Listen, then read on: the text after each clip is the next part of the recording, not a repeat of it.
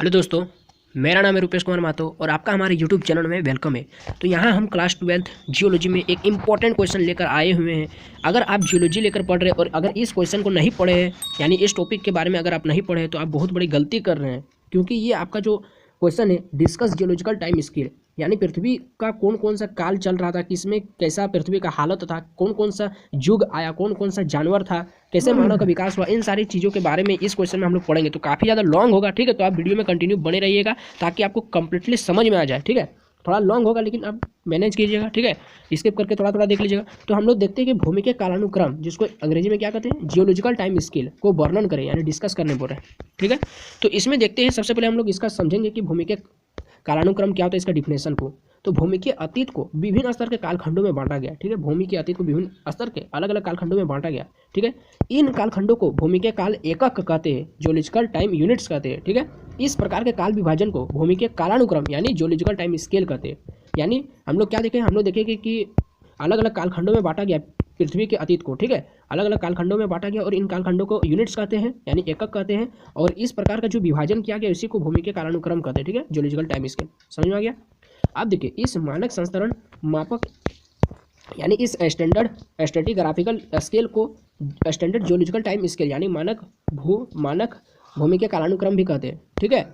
इसको 6 महाकल्पों में बांटा गया। देखिए, आप समझिए, यहाँ से कहानी से स्टार्ट होता है। 6 महाकल्प आपको याद रखना। महाकल्प मतलब इरा, ठीक है, समय का यानी पीरियड ये बताता है। ये सब जो इरा है ना, जो इपोच यानी युग, सको यानी पीरियड, ये सब टाइम पीरियड को बता रहा है, ठीक है, कि इतना से इतना पीरियड को ये नाम दिया गया था, महाकल्प। तो इसको यानी जियोलॉजिकल टाइम स्केल को यानी भूमि के कालानुक्रम को 6 महाकल्पों, अनेक युगों इपोच और अनेक शकों यानी पीरियड्स, जिसको कल्प भी बोलते हैं, में बांटा गया, ठीक है, ठीक है। आप देखते हैं प्रोफेसर फिलिप्स ने क्या कहा। तो प्रोफेसर फिलिप्स, जैसा कि आपको यहाँ पर दिख रहा है डायग्राम, इसका जो इमेज दिख रहा है, प्रोफेसर फिलिप्स थे, ठीक है। तो जो प्रोफेसर फिलिप्स थे, उन्होंने प्राइमरी, सेकेंडरी और टर्सरी युगों के लिए पेलियोजोइक, मेसोजोइक और केनोजोइक नामक शब्दों का प्रयोग किया, ठीक है।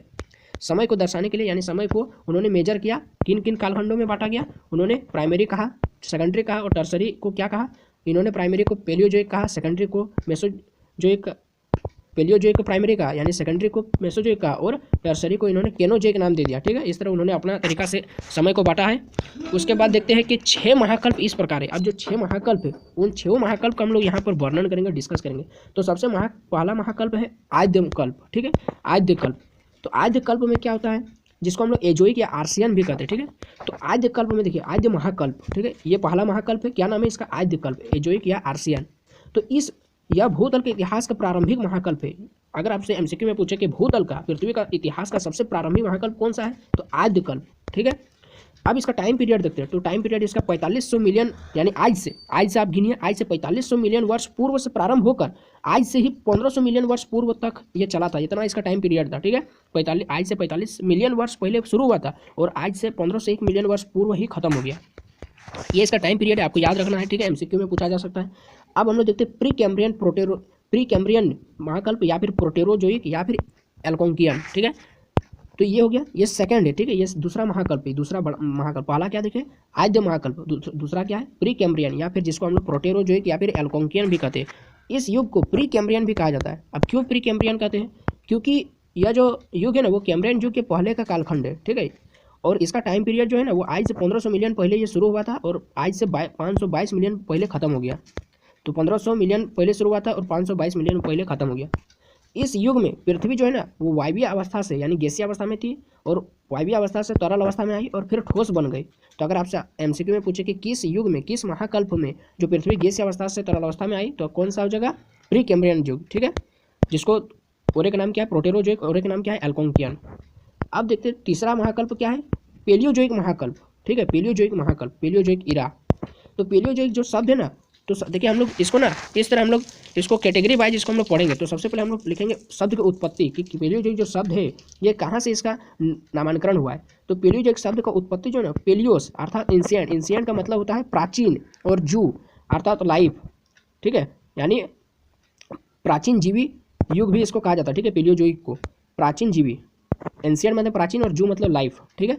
तो ये हो गया पेलियोजोइक शब्द का मतलब हो गया। अब इस युग के चट्टानों में प्राचीनतम जीवों के अवशेष पाए जाते हैं, ठीक है। आपको अगर एमसीक्यू में पूछे कि किस युग की चट्टानों में प्राचीनतम जीवों के अवशेष पाए जाते हैं? तो क्या हो जाएगा? पेलियोजोइक महाकल्प में। ठीक है, पेलियोजोइक महाकल्प की चट्टानों में प्राचीनतम चट्टानों में प्राचीन जीवों के अवशेष पाए जाते हैं। अब देखिए जो पेलियोजोइक है ना, जैसे प्रोफेसर फिलिप्स ने पेलियोजोइक किसको कहा था? प्राइमरी इपोच को कहा था, यानी प्राइमरी युग को उन्होंने पेलियोजोइक कहा था। तो अब देखिए पेलियोजोइक को है ना वो 6 और भागों में बांट दिया, 6 और पीरियड्स में बांट दिया। सा का मतलब होता है पीरियड्स यानी कल्प। ठीक है, इस महाकल्प को 6 पीरियड्स में बांटा गया है। अब 6 पीरियड्स को अलग से पढ़ना पड़ेगा। तो पहला पीरियड है आपका कैम्ब्रियन पीरियड। पहला पीरियड का क्या नाम है? Cambrian period. अब यहाँ पर देखेंगे कि इस शब्द की उत्पत्ति कैसे हुआ। जो कैम्ब्रियन पीरियड में कैम्ब्रियन जो शब्द लिया गया वो कहाँ से लिया गया? तो वेल्स। वेल्स क्या है? वेल्स आपका इंग्लैंड का एक प्रदेश है। ठीक है, जैसे भारत का हो गया ना, झारखंड राज्य हो गया, पंजाब, ये सब हो गया, है ना। उसी तरह इंग्लैंड का प्रदेश है, इंग्लैंड का एक राज्य क्या है? वेल्स। वेल्स के कैम्ब्रियन नामक स्थान से लिया गया। ठीक है, कैम्ब्रियन क्या है? एक जिला का नाम है। ठीक है, कैम्ब्रियन नामक स्थान से लिया गया है कैम्ब्रियन कल्प का नाम। ठीक है, तो यहाँ से इस शब्द का उत्पत्ति हुआ। और इसका टाइम पीरियड देखते हैं तो 60 करोड़ वर्ष आज से ठीक 60 करोड़ वर्ष पहले यह प्रारंभ हुआ था और आज से 50 करोड़ वर्ष पहले यह खत्म हो गया। ठीक है, इस कल्प में सागरों में यानी सागरों में रीढ़ वाली यानी रीढ़धारी जीवों का उद्भव। अगर आपसे एमसीक्यू में पूछे कि सागरों में रीढ़ वाली जीवों का यानी सागरों में रीढ़धारी जीवों का उद्गम किस कल्प में हुआ था, तो आंसर क्या हो जाएगा? कैम्ब्रियन कल्प में। ठीक है, दूसरा देखते हैं। दूसरा तो आर्डोविशियन कल्प। दूसरा हो जाएगा आर्डोविशियन कल्प। इस शब्द की उत्पत्ति कैसे हुई? फिर वेल्स आ गया, यानी इंग्लैंड का एक प्रदेश की प्राचीन आदिवासी जाति आर्डोविशियन के नाम पर इसका नाम पड़ा है, आर्डोविशियन कल्प। ठीक है, एक प्राचीन जाति जिसका नाम था आर्डोविशियन, उसी के नाम पर आर्डोविशियन कल्प का नाम पड़ा है। इसका टाइम पीरियड अगर देखा जाए तो वो कहाँ से कहाँ तक था? वो 60 से 50 तक था। ये हो जाएगा 50 से 40 तक। ठीक है, इसी तरह इस कल्प में जो है ना वो जलवायु हर जगह गर्म थी और वनस्पति और जीव जंतु केवल सागर तक ही सीमित थे। अगर आपसे एमसीक्यू में पूछें कि किस युग में, किस कल्प में जलवायु बहुत ज़्यादा गर्म थी और वनस्पति और जीव जंतु केवल सागरों तक ही सीमित थे, वो स्थल पर नहीं पाए जाते थे, तो कौन सा युग हो जाएगा? ये हो जाएगा आपका कौन सा युग हो जाएगा? आर्डोविशियन कल्प में। ठीक है, उसके बाद आता है तीसरा पीरियड सिल्यूरियन पीरियड आता है। ठीक है, सिल्यूरियन कल्प आता है। तो इस कल्प की शब्द की उत्पत्ति कैसे हुई? ये भी वेल्स यानी इंग्लैंड का प्रदेश की सीमाओं पर पाई जाने वाली प्राचीन आदिम जाति सिल्यूरस के नाम पर पड़ा। ठीक है, सिल्यूरिस के नाम पर पड़ा। तो सिल्यूरियस शब्द की उत्पत्ति कैसे हुई? वेल्स की सीमाओं पर पाई जाने वाली प्राचीन आदिवासी जाति जिसका नाम क्या था? सिल्यूरिस के नाम पर सिल्यूरियस शब्द का उद्गम हुआ है। ठीक है, अब इसका टाइम पीरियड देखा जाए तो पहला वाला तो कहाँ से कहाँ तक था? कैम्ब्रियन था आपका 60 से 50, दूसरा था आपका 50 से 40 और तीसरा जो अभी हम पढ़ रहे सिल्यूरियस यह 44 से 40 करोड़ वर्ष पूर्व तक। ठीक है, यानी टोटल कितना करोड़ साल तक चला था? या 4 करोड़ साल तक चला था। ठीक है, इस कल्प की विशेषता क्या है कि इस कल्प में जो है ना इस युग में स्थल पर सर्वप्रथम पत्ती रहित वनस्पतियों का उद्भव हुआ, यानी वैसे वनस्पति का उद्भव हुआ जहाँ जिसका पास पत्ती नहीं होता था। ठीक है, यानी बिना पत्ती वाले वनस्पतियों का विकास हुआ, उद्भव हुआ। साथ ही सागरीय क्षेत्रों में बड़े पैमाने पर प्रवालों का जन्म हुआ। प्रवाल जैसा कि आपको यहाँ पर दिख रहा है प्रवाल। ठीक है, इनको प्रवाल कहा जाता है। अब देखते हैं चौथा पीरियड क्या था? Devonian period. ठीक है, डेवोनियन पीरियड। तो इस शब्द की उत्पत्ति कैसे हुई? इस शब्द की उत्पत्ति जो है ना वो डेवोनशायर के आधार पर हुआ। डेवोनशायर किसको कहते हैं? ये उस समय इंग्लैंड का ही दूसरा नाम था। ठीक है, हम लोग इंग्लैंड का क्या कितना नाम जानते हैं? हम लोग इंग्लैंड का 2 ही नाम जानते हैं अभी तक। क्या क्या जानते हैं? इंग्लैंड का हम लोग जानते हैं कि ब्रिटेन नाम था, लेकिन उस समय कौन समय? ये आपका डेवोनियन कल्प के समय, यानी ये कौन सा हम लोग प्रकार पढ़ रहे हैं? ये हम लोग पढ़ रहे हैं आपका कौन सा प्रकार पढ़ रहे हैं? ये हम लोग पेलियोजोइक कल्प का बारे में हम लोग पढ़ रहे हैं। देखिए यहाँ पर हम लोग पेलियोजोइक महाकल्प के बारे में पढ़ रहे हैं, यानी पेलियोजोइक महाकल्प के समय इंग्लैंड का नाम क्या था? डेवोनशायर। ठीक है, डेवोनशायर ये हो गया। अब डेवोनशायर का टाइम पीरियड कितना है? यानी डेवोनियन कल्प का टाइम पीरियड 40 करोड़ से 35 करोड़ वर्ष पूर्व तक, यानी ये 5 करोड़ साल तक चला था। ठीक है, 5 करोड़ साल तक इसका टाइम पीरियड था। इस कल्प में यानी इस युग में क्या विशेष चीज़ थी कि इस युग में ना जड़ों, तनों और पत्तियों का पर्याप्त विकास हुआ था। इस युग में कौन सा युग में? ये आपका चल रहा है डेवोनियन कल्प में। ठीक है, डेवोनियन कल्प में जड़ों, तनों और पत्तियों का पर्याप्त विकास हुआ और डेवोनियन कल्प में ही वैसे वनस्पतियों का विकास हुआ जो छोटी झाड़ियों से लेकर 40 फीट ऊंचे होते थे। ठीक है, 40 फीट ऊंचे वृक्ष के रूप में होते थे। और ये जो डेवोनियन कल्प है इसको मत्स्य युग भी कहा जाता है। अगर आपसे एमसीक्यू में पूछे कि किस युग को मत्स्य युग कहा जाता है, किस कल्प को मत्स्य युग कहा जाता है, तो आंसर क्या हो जाएगा? डेवोनियन कल्प। ठीक है, अब ऐसा भी होने का कारण क्या है कि मत्स्य कल्प इसको क्यों नाम दिया? क्योंकि इस युग में ना बड़े पैमाने पर विभिन्न प्रकार की मछलियों की उत्पत्ति हुई। जैसे अति प्राचीन शार्क जिसकी लंबाई कितनी होती थी? 20 फीट, वैसे शार्क पाए जाते थे। किस युग में? किस कल्प में? डेवोनियन कल्प में। ठीक है, और इस काल के अंत में ही आपका उभयचर यानी एम्फीबियन का भी उद्भव हुआ। अगर आपसे एमसीक्यू में पूछे कि किस कल्प के अंत में किसका उद्भव हुआ? उभयचरों का यानी एम्फीबियन का उद्भव हुआ, तो क्या होगा आंसर? डेवोनियन। किस युग को मत्स्य युग कहा जाता है? डेवोनियन कल्प। ठीक है, किस युग में 20 फीट लंबी शार्क पाई जाती थी? डेवोनियन कल्प। तो ये सब आपको याद रखना है, ठीक है। और 5वां पीरियड हम लोग पढ़ेंगे जिसका नाम है कार्बोनिफेरस। ये शब्द से आप परिचित होंगे, ठीक है। कार्बोनिफेरस कल्प, कार्बोनिफेरस पीरियड, इस शब्द को लिया गया है क्योंकि इस युग में चट्टान जो हुआ करते हैं वो कार्बोनिफेरस स्वरूप का होता था। यानी इस युग में चट्टान कार्बोनिफेरस स्वरूप का होता था, यानी देखने में कार्बन जैसा होता था, ठीक है, कार्बोनिफेरस। इसका टाइम पीरियड बात किया जाए तो 35 करोड़ वर्ष से पूर्व प्रारंभ होकर 27 करोड़ वर्ष तक चला था, ठीक है। 27 करोड़ वर्ष पूर्व तक चला था इसका टाइम पीरियड। टोटल 8 करोड़ वर्ष तक चला था। और इसका विशेषता क्या है कि विश्व का अधिकांश कोयला इसी युगों में के निक्षेपों के परिणाम है, ठीक है।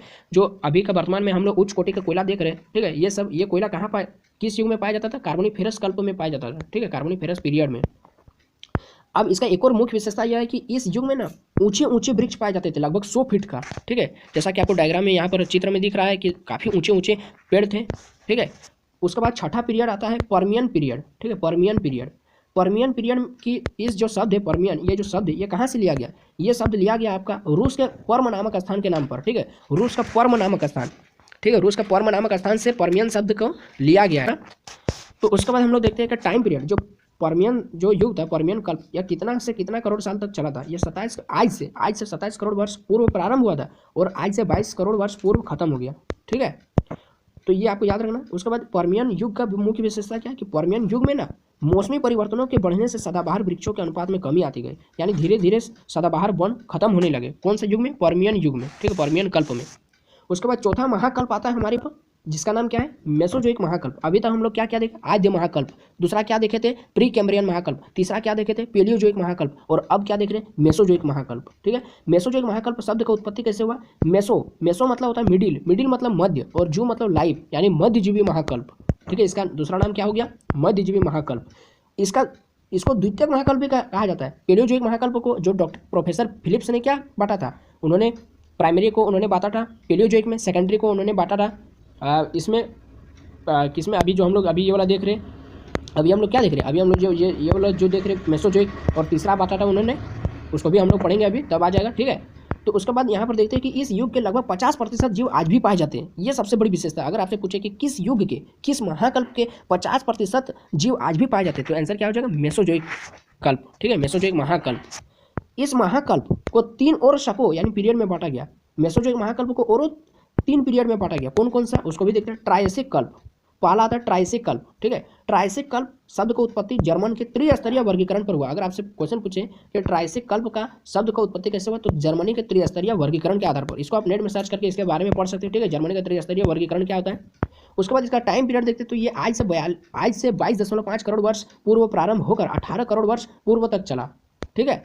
इस कल्प में आर्द्र जलवायु के कारण इस कल्प में यानी ट्रायसिक कल्प में आर्द्र जलवायु था, यानी जलवायु में क्या था? नमी था। जो अभी हम लोग ठंडा के दिन में शीत गिर रहे हैं ना, यानी अभी क्या है वातावरण में अभी नमी का मात्रा है, तो उसी तरह जो आपका ट्रायसिक कल्प है, ट्रायसिक युग है, उस समय क्या था? जलवायु आर्द्र थी, ठीक है, नमी युक्त थी। उस समय जो पेड़ थे वो कोणधारी होते थे। कोणधारी जो आपको अभी इमेज में दिख रहा है यहाँ पर, ठीक है, ट्रायसिक युग का, तो कोणधारी थे, यानी कोण की तरह थे। जिस तरह अभी आज क्रिसमस डे है ना, तो क्रिसमस का पेड़ किस तरह होता है? कोणधारी, इस तरह, ठीक है, कोणधारी होता है। तो इस तरह पेड़ पाए जाते थे। और क्या था? जो मुलायम पत्तियों वाले वृक्षों का उद्भव, मुलायम पत्ती वाले, जैसे आप अपने आसपास देख सकते हैं पीपल का पेड़ का पत्ती जो काफ़ी मुलायम होता है, ठीक है, उस तरह का वहाँ पर वातावरण था, ठीक है। उसके बाद दूसरा हम लोग देखते हैं, अभी ट्रायसिक देख लिया पहला, दूसरा देखते हैं हम लोग जुरासिक काल, जुरासिक पीरियड। तो इसको भी आप इस नाम से परिचित होंगे, जुरासिक पीरियड आप सुने होंगे। तो चलिए इसके बारे में पढ़ते हैं। तो जुरासिक शब्द की उत्पत्ति कैसे हुई, ये को बहुत जन नहीं जानते हैं। ये जीके में आपसे पूछ सकता है कि जुरासिक शब्द की उत्पत्ति स्विट्जरलैंड के जुरा पर्वत से हुई, ठीक है। स्विट्जरलैंड में एक पर्वत का नाम है जुरा, वहाँ से लिया गया है जुरासिक पर्वत। जुरासिक काल का नामांकन यहाँ से किया गया, ठीक है। इसका टाइम पीरियड देखा जाए तो आज से 18 करोड़ वर्ष पहले जुरासिक काल कब था? आज से 18 करोड़ वर्ष पहले था, और आज से 13.5 करोड़ वर्ष पहले तक खत्म हो गया, ठीक है। इस कल्प की मुख्य विशेषता क्या थी? इस कल्प में यानी जुरासिक काल में सागरों का प्रसार शुरू हो गया। सागर फिर से फैलने लगे, ठीक है, जुरासिक काल में। और जुरासिक काल में फूलों वाली वनस्पतियों का उद्भव हुआ। अगर आपसे एमसीक्यू में पूछे कि फूलों वाली वनस्पतियों का उद्भव किस काल में हुआ था, तो जुरासिक काल में, ठीक है। अगला हम लोग देखते हैं, पहला क्या देखे? ट्रायसिक कल्प। दूसरा क्या देखे? जुरासिक कल्प। और तीसरा हम लोग देख रहे हैं क्रिटेशस कल्प, जो 3 कालों में बांटा था ना, 3 कल्प में बांटा था आपका। किसको बांटा था 3 कल्प में? चलिए आपको दिखाते हैं। 3 कल्प में आपका बांटा था इसको, देखिए, ट्राइसिक कल्प में बांटा था, जुरासिक कल्प में बांटा था और क्रिटेशस कल्प में बांटा था। किसको बांटा था? मेसोजोइक कल्प को बांटा था, जिसका 50% जीव आज भी पाए जाते हैं। ठीक है, तो देखते हैं क्रिटेशस कल्प क्या होता है। क्रिटेशस शब्द की उत्पत्ति लेटिन भाषा के क्रेटा नामक शब्द से बना है। क्रेटा जिसका मतलब होता है खड़िया मिट्टी, यानी चौक, जो हम लोग चौक देख रहे हैं ना, खड़िया मिट्टी। ठीक है, टाइम पीरियड अगर इसका बात किया जाए तो वो खत्म कहाँ पर हुआ था? वो आपका खत्म हुआ था 13.5 18 करोड़ वर्ष से शुरू हुआ था और 13.5 करोड़ वर्ष में खत्म हो गया था। और ये वहीं से शुरू होता है, 13.5 करोड़ वर्ष में से प्रारंभ होकर 7 करोड़ वर्ष पूर्व तक चला। ठीक है, इस युग की विशेषता क्या थी? किस युग की हम लोग बात कर रहे हैं? क्रिटेशस युग की। क्रिटेशस युग में क्या था? पर्वत निर्माणकारी हलचलों की सक्रियता थी, यानी पर्वत प्लेटों की गति में चेंजेस आ रहा था और पर्वत निर्माणकारी हलचल उत्पन्न हो रहा था। ठीक है, पृथ्वी के नीचे, जिस कारण क्या हुआ, इसी युग में रॉकी, एंडीज, यूरोप की विभिन्न अनेक पर्वत श्रेणियों तथा पनाका कटक की उत्पत्ति हुई। ठीक है, इसी युग में, कौन सा युग में? क्रिटेशस युग में क्या क्या बना? रॉकी, एंडीज और यूरोप की अनेक पर्वत श्रेणियों तथा पनामा कटक की उत्पत्ति हो। पनामा कटक क्या होता है, इसके बारे में आपको मैं बताता हूँ कि पनामा जो कटक होता है ना, पनामा कटक मतलब यहाँ पर पनामा नहर का बात कर रहा है। पनामा नहर क्या था? एक जिस तरह आपको यहाँ पर इमेज में दिख रहा है, पनामा नहर जो है वो मानव निर्मित जलमार्ग था। ठीक है, जो प्रशांत महासागर और अटलांटिक महासागर को जोड़ती है। ठीक है, इसकी कुल लंबाई 82 किलोमीटर है और कुल चौड़ाई 90 मीटर है और उसका कुल गहराई कितना है? 12 मीटर है। ठीक है, ये हो गया पनामा कटक के बारे में मैंने आपको बता दिया। और क्रिटेशस युग में भारत में एक बड़े भूभाग पर दक्कन नामक लावा का प्रवाह हुआ। ठीक है, क्रिटेशस युग में क्या हुआ? भारत में ही दक्कन नामक लावा का प्रवाह हुआ। ठीक है, उसके बाद पांचवा हम लोग देख रहे हैं महाकल्प, जिसका नाम था केनोजोइक या फिर टर्सरी महाकल्प। ठीक है, टर्सरी इरा, केनोजोइक महाकल्प। अगर आपसे एमसीक्यू में पूछे कि टर्सरी महाकल्प का दूसरा नाम क्या है? केनोजोइक। ठीक है, तो केनोजोइक ये जो शब्द है वो कहाँ से लिया गया? केनोजोइक शब्द की उत्पत्ति जर्मन का एक भाषा का शब्द है, जर्मन भाषा का शब्द केनोस या किनोस नामक शब्दों से बना है। ठीक है, जिसका अर्थ क्या होता है? रिसेंट, मतलब अभी अभी, फिलहाल। ठीक है, नवीन, एकदम नया। ठीक है, तो ये केनोस या किनोस नामक शब्दों से बना है, जिसका अर्थ होता है रिसेंट, यानी नवीन होता है। इस महाकल्प को फिर 2 उप महायुगों में बांटा गया है। कौन कौन सा? टर्सरी महायुग और एक और है नियोजोइक महाकल्प। ठीक है, तो पहला यहाँ पर टर्सरी उप महायुग, तो टर्सरी इपोच, ये क्या होता है? ये इसको ना तृतीयक युग भी कहा जाता है। ठीक है, तृतीयक युग भी कहा जाता है, टर्सरी उप महायुग को तृतीयक युग में कहा जाता है। ठीक है, इस उप महायुग को फिर 4 कल्पों में बांटा गया, फिर 4 पीरियड में बांटा गया, फिर 4 शकों में बांटा गया। ठीक है, पहला क्या है? इयोसिन कल्प यानी इयोसिन पीरियड का नाम क्यों पड़ा इस तरह? क्योंकि ये जो जर्मन भाषा का एक शब्द है इयोस, जिसका मतलब होता है डाउन। ठीक है, डाउन मतलब उषा काल, डाउन गिर गया, उषा काल, एवं किनोस अर्थात रिसेंट, अभी नया शब्दों से हुआ है। ठीक है, यानी इस शब्द की उत्पत्ति जर्मन भाषा का शब्द इयोस से हुआ है। इयोस मतलब डाउन एवं किनोस अर्थात रिसेंट, यानी अभी नवीन। ठीक है, तो ये हो गया इसका शब्द की उत्पत्ति यहाँ से हुआ। टाइम पीरियड की बात करेंगे तो ये 7 करोड़ वर्ष से प्रारंभ होकर 3 करोड़ वर्ष पूर्व तक चला था। और इस युग की विशेषता क्या है? कौन सा युग हम लोग पढ़ रहे हैं? हम लोग पढ़ रहे हैं अभी कौन सा युग? इयोसिन युग कल्प पढ़ रहे हैं। ठीक है, इयोसिन कल्प का विशेषता क्या है? इयोसिन कल्प का विशेषता यही है कि इस युग में उन पर्वतों का विकास हुआ जो क्रिटेशस काल में बने थे। क्रिटेशस काल अभी हम लोग पढ़ के आए कि जिसमें रॉकी, एंडीज, यूरोप के अनेक पर्वत श्रेणियों और क्या हुआ था ना, पनामा कटक का विस्तार हुआ था, यानी उद्भव हुआ था।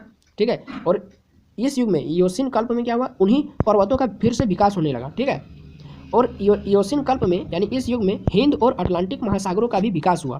ठीक है, अगर आपसे ये सब फैक्ट याद रखना है कि हिंद और अटलांटिक महासागरों का विकास किस कल्प में शुरू हुआ, तो इयोसिन कल्प। ठीक है, इयोसिन कल्प किसका अभी हम लोग प्रकार पढ़ रहे हैं? इयोसिन कल्प हम लोग पढ़ रहे हैं टर्सरी उप महायुग का प्रकार पढ़ रहे हैं। ठीक है, और टर्सरी उप महायुग किसका प्रकार है?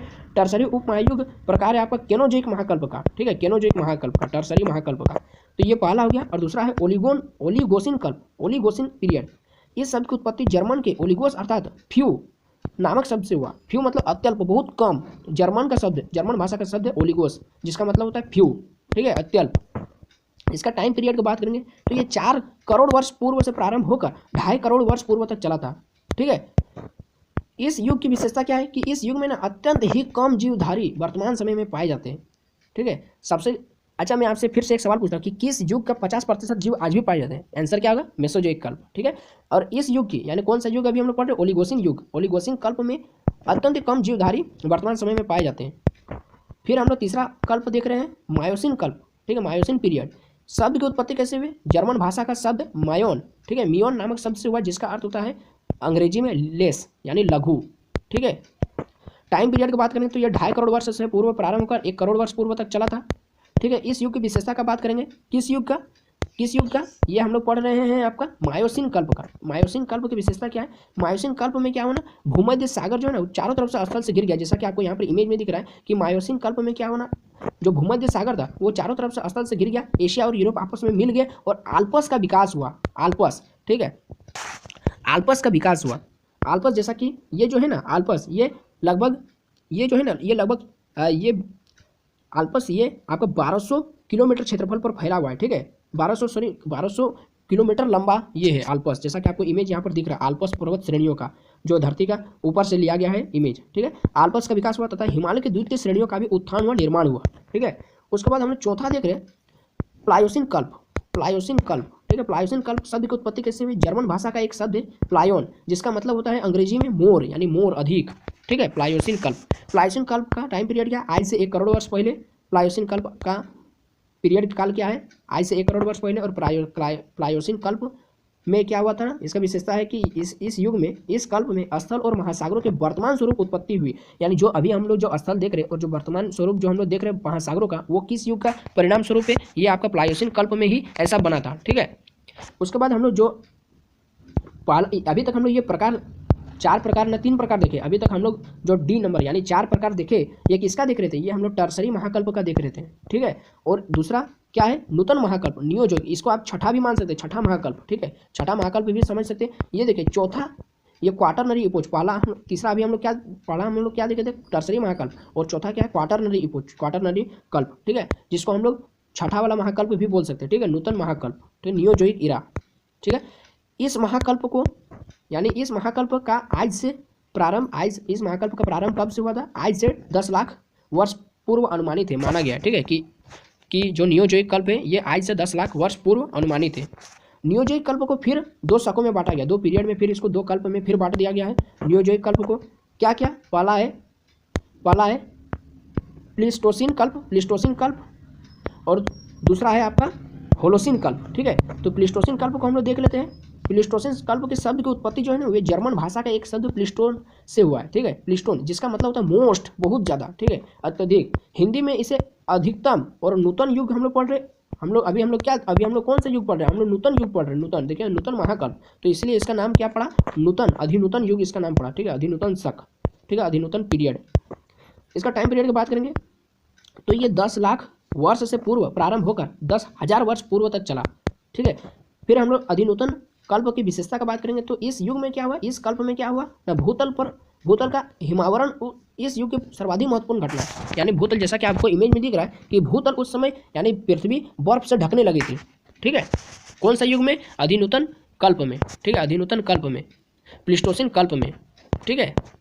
फिर हम लोग देख रहे हैं कि इसी युग में क्या हुआ ना, वनमानुषा का उद्भव हुआ। ये देखिए सबसे मोस्ट इंपॉर्टेंट क्वेश्चन एकदम जीके में पूछ सकता है कि किस युग में आपका वनमानुषों का विकास हुआ, वानर मानवों का विकास हुआ, तो क्या हो जाएगा आंसर, ये हो जाएगा आपका प्लीस्टोसिन कल्प में, ठीक है।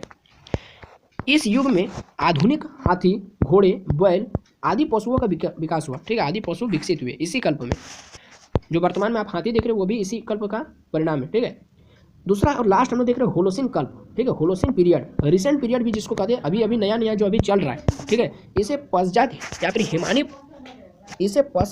हिमानी युग भी कहा जाता है, ठीक है, इसे पश्चात हिमानी युग यानी हिमानी युग के बाद वाला काल इसको कहा जाता है, ठीक है। हिंदी में इसे आधुनिक युग कहा जाता है, जो अभी चल रहा है, जो अभी वर्तमान में चल रहा है, ठीक है।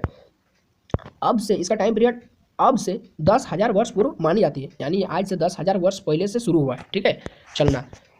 ब्रिटिश इस युग की विशेषता क्या है, इस युग की विशेषता क्या, आधुनिक युग की विशेषता क्या है, होलोसिन कल्प की विशेषता क्या है कि ब्रिटिश द्वीप समूह इस युग में यूरोप से अलग हो गए, ठीक है, जैसा कि आपको यहाँ पर इमेज में दिख रहा है कि ब्रिटिश द्वीप समूह जो था वो यूरोप से अलग हुए, ठीक है। ब्रिटिश द्वीप समूह कौन सा, 6,000 लगभग 6,000 प्लस द्वीप समूह था, 6,000 प्लस। क्या क्या मुख्य विशेषता, इसका मुख्य द्वीप समूह का नाम हो गया, जैसे ग्रेट ब्रिटेन था, आयरलैंड था, आइल ऑफ मैन था, फिर आंतरिक और बाहरी हेब्राइड्स था, फिर क्या था, उत्तरी द्वीप समूह था, और अन्य द्वीप समूह शामिल है, ठीक है। 6,000 प्लस द्वीप समूह है, ठीक है, जो यूरोप से अलग हो गया था। किस कल्प में, ये हुआ था आपका होलोसिन कल्प में, ठीक है।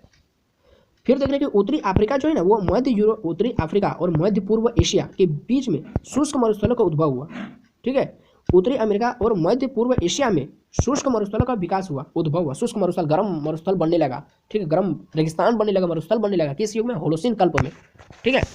अतएव इस तरह से हमारा क्वेश्चन का आंसर यहाँ पर खत्म होता है और लास्ट में हम लोग लिख देंगे एग्जाम में कि अतएव हम कह सकते हैं, हम लोग क्या कह सकते हैं, हम लोग कह सकते हैं कि पृथ्वी का जो भूमिकीय अतीत है ना वो अत्यंत पौराणिक है, जटिल है, परंतु स्पष्ट भी है। हम लोग इसको आसानी से मेजर कर सकते हैं, ठीक है, आसानी से इसको समझ सकते हैं। तो ये क्वेश्चन यहीं पर समाप्त होता है। आपको ये वाला क्वेश्चन कैसा लगा?